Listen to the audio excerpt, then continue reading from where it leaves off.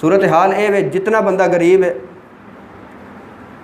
उस वक़्त अदब भी है, एहतराम भी है, मस्जिद के अंदर भी बंदा आंदा है, उलमा नूं भी टाइम देंदा है, दोस्तां नूं भी टाइम देंदा है, घर के अंदर भी टाइम देंदा है। जिस तरह अमीर होंदा जाएगा सारे तो किनारा कश होंदा जाएगा।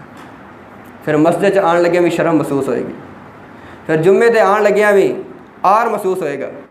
अगर किसी की सरकारी नौकरी लग गई सलाम करना छोड़ देंदा। अगर किसी को पोस्ट अच्छी मिल गई है अपने रिश्तेदारों को टाइम नहीं देंदा। अगर किसी की जॉब अच्छी लग गई है वो कहता कि बस हुण मैं ही हाँ, दुनिया ते होर तो कोई है ही कोई नहीं, अल्लाह का शुक्र भी अदा कोई नहीं करना। मैं अर्ज कर रहा कि अल्लाह ने जड़ियाँ नेमत अता फरमाइया ने इस वास्ते अता फरमाइया ने कि असीं मुतकब्बर हो जाइए, अपने आप तो बाहर हो जाइए, साड़ी गर्दन के अंदर सरिया आ जाए। ना ना, मेरे रब ने दे के आजमाया है कि हुण ये तकब्बर कर जाए कि मजीद आके मेरी बारगाह के अंदर सर झुकांदा है। फिर जेड़ा सर झुका देंदा है मेरा मालिक फरमांदा है जा मैं तेरी नेमत होर बढ़ा देती।